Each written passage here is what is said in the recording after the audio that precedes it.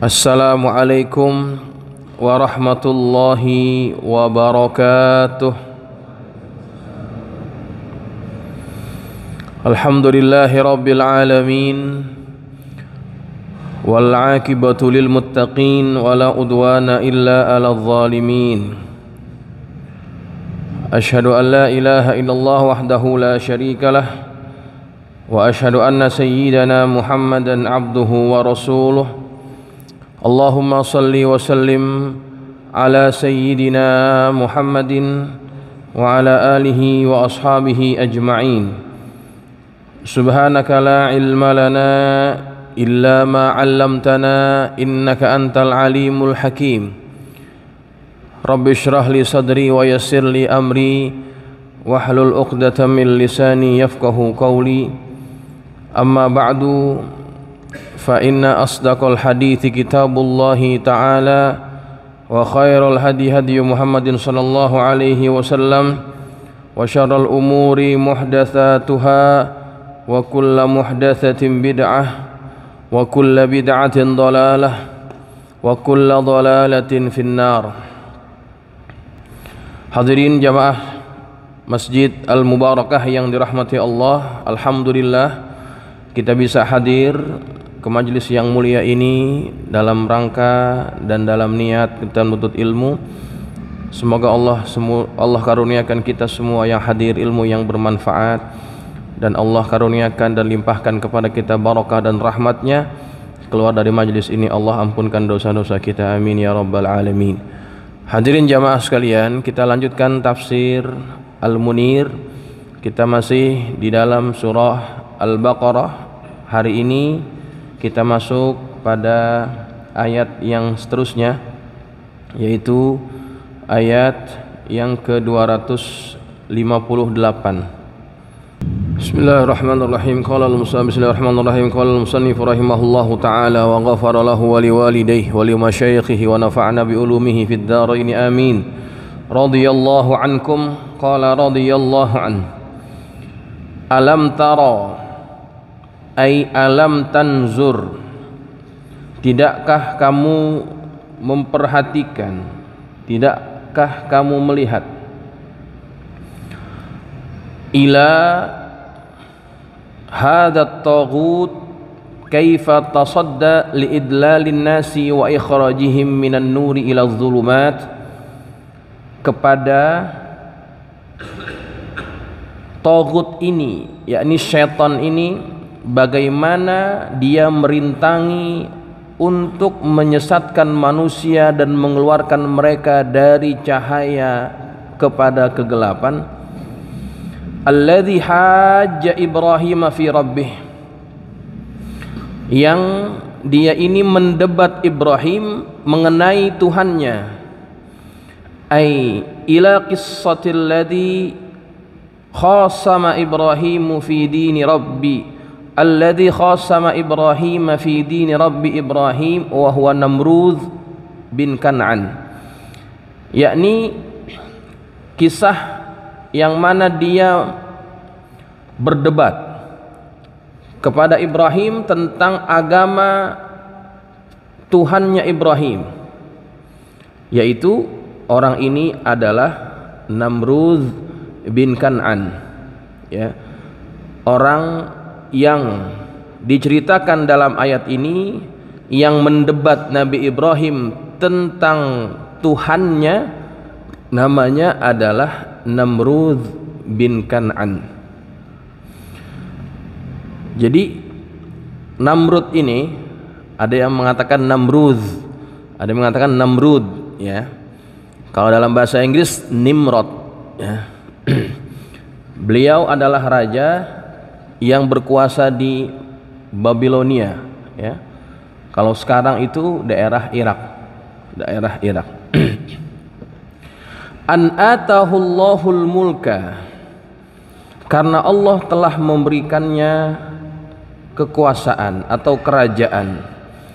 Ai fatagha, kemudian dia melakukan perbuatan yang melampaui batas. Wadda'ar rububiyyata, dan dia mengaku sebagai Tuhan. Fahajja, kemudian dia berdebat dengan Nabi Ibrahim, li an a'tahullahul mulka, karena Allah telah memberikan dia itu kerajaan. Baik jamaah, saya ingin ulas sedikit ini. Allah tidak menyebut nama raja yang berdebat dengan Ibrahim. Yang jelaskan itu tafsir.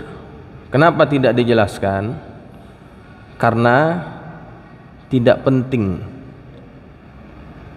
Ya, tidak penting. Yang penting dari kisah ini adalah apa yang dikatakan oleh raja ini kepada Ibrahim dan pelajaran apa yang kita bisa ambil darinya.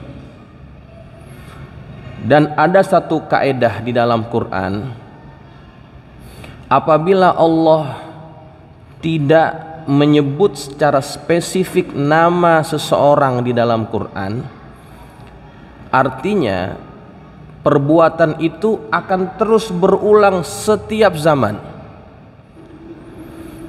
Tapi kalau Allah menyebut nama, kalau Allah menyebut pelaku dalam kisah itu bukan dengan nama aslinya. Di sini kan tidak disebutkan nama aslinya, atau disebutkan gelarnya atau julukannya, bukan nama asli. Maknanya kejadian itu, peristiwa itu hanya khusus terjadi kepada dia. Itu kaidah. Apa contohnya? Ada wanita yang melahirkan anak tanpa bapak, artinya tidak disentuh oleh lelaki. Siapa orangnya? Maryam binti Imran. Namanya disebut dengan jelas oleh Allah di dalam Quran. Artinya keajaiban yang terjadi kepada Maryam itu hanya terjadi pada dia, tidak ada yang lain. Kemudian Allah menyebutkan kisah tentang Fir'aun. Fir'aun nama asli atau bukan? Fir'aun bukan nama asli. Ingat tadi yang saya katakan di awal, kalau tidak disebut nama aslinya, artinya perbuatan yang seperti itu akan bisa terulang pada zaman-zaman yang lainnya. Orang yang mengaku sebagai Tuhan itu bukan hanya Fir'aun, termasuk ini. Siapa nih? Namrud.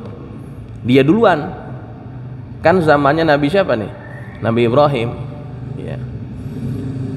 Ada lagi orang yang nggak disebut nama tapi dipanggil dengan julukannya dalam Quran. Siapa dia? Abu Lahab. Ada nggak namanya tuh disebut dalam Quran? Tabbat yada abi lahabi wa tab. Kalau tidak disebut namanya, Abu Lahab kan bukan namanya. Nama aslinya itu bukan itu.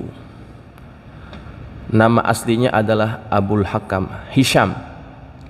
Panggilan orang-orang jahiliyah Abul Hakam, Amr bin Hisham.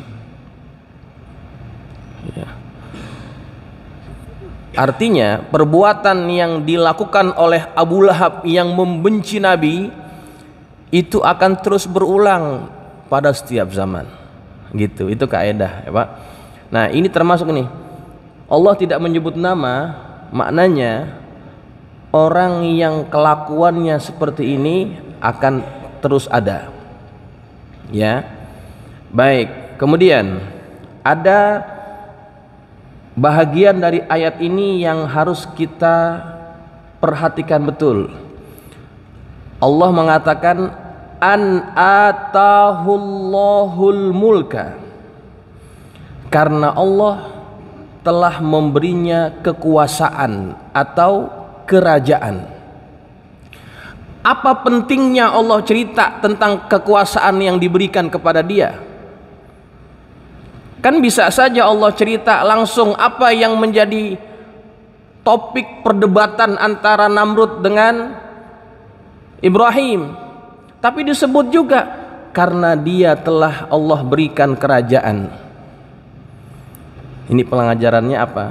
Pengajarannya adalah orang yang diberikan kekuasaan itu cenderung berlaku zalim, cenderung melakukan abuse of power, penyalahgunaan kuasa. Perbuatan melampaui batas itu hanya bisa dilakukan dan besar kemungkinannya dilakukan oleh siapa? Orang yang punya kekuasaan. Jadi itu penting Pak, kita jadikan pengajaran. Allah sebutkan an atahullahul mulk bukan tanpa alasan. Artinya memang orang-orang yang zalim itu banyak berada pada orang-orang yang memiliki kekuasaan. Dia merasa hebat, merasa tidak bisa dikalahkan, akhirnya dia ngaku macam-macam. Dia bisa buat apa saja, termasuk nih, dia mengaku sebagai Tuhan. Itu sudah sangat zalim sekali. Ada nggak rakyat jelata ngaku sebagai Tuhan? Nggak ada. Ngaku sebagai Nabi mah ada. Nabi banyak yang ngaku, Tugimin lah ada, Ahmad Musaddiq ada, ya. Tapi ngaku sebagai Tuhan, itu jarang-jarang, ya. Nah jamaah sekalian, itu pengajaran pentingnya. Jadi jangan kita bangga dengan kekuasaan, karena dia adalah satu ujian yang maha berat, ya. Tapi kalau bisa diemban dengan baik, itulah jabatan yang disebut oleh Nabi yang akan mendapatkan naungan nanti pada hari kiamat. Sab'atun yuzilluhumullahu fi zillih yauma la zilla illa zilluh. 7 golongan yang akan dinaungi oleh Allah pada hari kiamat. Yang pertama Nabi sebut siapa? Imamun adilun, pemimpin yang adil. Bukan kiai, bukan ulama, enggak. Yang disebut pertama Nabi imamun adil, pemimpin yang adil. Hebat itu kalau bisa jadi adil, luar biasa. Makanya kekuasaan itu gula-gula, manisan yang direbut oleh banyak orang, tapi banyak yang tidak sanggup memikulnya. Akhirnya sengsara di negeri akhirat. Ya, jamaah sekalian yang dirahmati Allah. Baik, kita teruskan. Idz qala Ibrahimu Rabbiyalladzi yuhyi wa yumit. Ketika Ibrahim berkata, Tuhanku ialah Allah yang menghidupkan dan mematikan. Ay yakhluqul hayata wal maut fil ajsad, yakni yang menciptakan kehidupan dan kematian dalam jasad. Wa qara'a Hamzah, Imam Hamzah membaca ayat ini Rabbi bisukunil ya, Rabbi dengan disukunkan ya. Jadi dalam qiraat yang lain dibacanya bukan Rabbiyalladzi, dibacanya Rabbilladzi, ya. Itu qiraat yang berbeda. Kemudian wa hadhil muhajatu ma'a Ibrahim ba'da ilqaihi fin nar wa khurujihi minha saliman. Dan perdebatan ini, perdebatan yang terjadi bersama Ibrahim ini terjadi setelah dilontarkannya Ibrahim ke dalam kobaran api dan dia keluar dari api itu dalam keadaan selamat. Jadi debat ini terjadi setelah peristiwa itu, ya. Yang masukin siapa? Namrud juga. Namrud juga. Nah, terjadilah dialog ini. Wa dzalika annan nasa qahatu ala ahdi Namrud. Yang demikian itu, terjadinya perdebatan itu karena manusia pada waktu itu mereka merasa kesulitan makanan. Qahatu itu mengalami masa paceklik, susah mendapatkan makanan pada masa Namrud. Wa kana an-nasu yamtaruna min indih. Kemudian manusia itu mendekati kepada Ibrahim, siapa namanya si Namrud ini. Fakana idza atahu rajul fi talabit ta'am, maka ketika ada seseorang yang datang kepadanya untuk minta makanan, sa'alahu man rabbuka, dia akan tanya siapa Tuhanmu. Fa in qala, kalau orang yang datang itu dia berkata, anta, kamu Tuhan saya, ba'a minhu ta'am, maka Namrud ini akan menjual makanan itu kepada dia. Bukan dikasih Pak, dijual. Saking susahnya makanan pada waktu itu. Jadi nih orang itu, maaf ya, jadi manusia itu sengaja dibuat susah. Memang susah waktu itu, kebetulan kemarau juga kan. Makanan, semua sumber-sumber makanan dikuasai oleh pemerintah, oleh kerajaan, sehingga manusia tidak punya pilihan melainkan mengikuti kehendak pemerintah. Dimiskinkan dulu masyarakat itu, disusahkan dulu, kemudian mudah untuk mereka didogma, dicuci otak, diarahkan sesuai keinginan pemerintah, sesuai keinginan daripada raja yang berkuasa pada waktu itu. Datang dalam keadaan susah nih, minta makan, mau beli makanan, yang punya makanan cuma raja. Yang punya makanan cuma raja. Datang, kemudian ditanya begitu, man rabbuka, siapa Tuhan kamu? Kalau bilangnya anta, baru dikasih itu, dijual makanan. Tuh luar biasa tuh. Orang dalam keadaan susah Pak, lapar, mau nggak mau, ya nggak, mau nggak mau dia mengakui daripada lapar. Begitu, tuh kejamnya raja ini. Kemudian fa'atahu Ibrahim, kemudian Nabi Ibrahim mendatanginya untuk mendapatkan makanan. Faqala lahu, maka raja ini berkata kepada Ibrahim, man rabbuka, siapa Tuhanmu? Faqala lahu dzalik, maka Nabi Ibrahim pun berkata yang demikian itu. Qala, yang Nabi Ibrahim katakan itu yang mana? Nih, Nabi Ibrahim mengatakan Rabbiyalladzi yuhyi wa yumit, Tuhan saya adalah Tuhan yang menghidupkan dan mematikan. Itu jawaban Ibrahim. Kemudian raja ini nggak mau kalah. Qala, dia berkata, ana uhyi wa umit, saya juga bisa menghidupkan dan mematikan. Kata raja nih. Qala Ibrahim, Ibrahim berkata, lahu isnatai, apa nih? Salah. Lahu i'tini bibayani dzalika, kata Nabi Ibrahim, datangkan kepadaku bukti atas apa yang kamu katakan. Betul nggak kamu mengaku, betul nggak kalau kamu itu bisa menghidupkan dan mematikan? Coba datangin buktinya. Fada'a Namrud birojulaini minas sijni, maka kemudian Namrud memanggil dua orang yang berasal dari penjara, disuruh keluar. Faqatala wahidan, dia bunuh yang satu, wa taraka wahidan, dan dibiarin yang satu.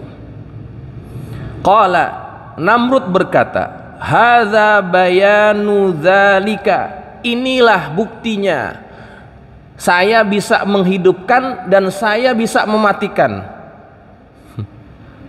Itu argumentasinya. Nabi Ibrahim pinter Pak, ya, dia nggak langsung jawab Allah, enggak. Cuman Nabi Ibrahim ingin apa ya, mendebat sehingga akal raja ini bisa betul-betul takluk begitu. Jadi nggak langsung dijawab Allah. Kalau langsung dijawab Allah kan selesai urusan. Dijawab dulu, yang menghidupkan, Tuhan saya yang menghidupkan dan mematikan. Raja ngikut-ngikut, saya juga bisa. Dipanggil orang, dua orang narapidana, yang satu dibunuh, yang satu dibiarin. Nih, saya juga bisa menghidupkan dan mematikan. Kan geblek raja begitu Pak. Siapa juga bisa, jangankan raja, kita juga bisa. Nah, Nabi Ibrahim gak kehilangan akal, ya. Ini sebetulnya sih buktinya nggak bisa argumentatif banget ini. Dikasih lagi nih tantangan sama Ibrahim. Ya, Ibrahim berkata, fa innallaha ya'ti bisyamsi minal masyriq. Sesungguhnya Allah menerbitkan matahari dari timur fi kulli yaum, dalam setiap hari. Fa'ti biha minal maghrib. Coba kalau kamu ngaku sebagai Tuhan, terbitkan dia dari barat. Terbitkan matahari itu dari barat. Walau yauman wahidan in kunta sadiqan fima tad'ihi minar rububiyah. Lakukan itu walaupun hanya satu hari jika kamu benar pada apa yang kamu mengaku bahwa kamu adalah Tuhan. Apa respon orang ini? Fabuhitalladzi kafar. Maka bingunglah orang kafir ini. Bagaimana caranya nerbitin matahari dari barat? Fabuhitalladzi kafar ay sakata bighairi hujjah. Dia diem, nggak bisa ngomong, nggak bisa memberikan argumentasi lagi, kicep tuh. Ay fayabqa maghluban la yajidu lil hujjati maqalan wala lil mas'alati jawaban. Maka raja itu terkalahkan dan dia tidak mendapatkan hujjah berupa ucapan, dan juga dia tidak bisa mempunyai jawaban dari permintaan Ibrahim ke atas dia. Nah, jamaah sekalian, udah kalah secara argumentasi. Orang kalau sudah kalah seperti itu, maka mentalnya sudah jatuh. Ya. Kemudian di akhir itu ayat Allah mengatakan wallahu la yahdil qaumadz zalimin. Allah tidak memberikan petunjuk kepada kaum yang zalim bil kufri, sebab kekufurannya, ila tariqil hujjah, untuk mendapatkan jalan hujjah.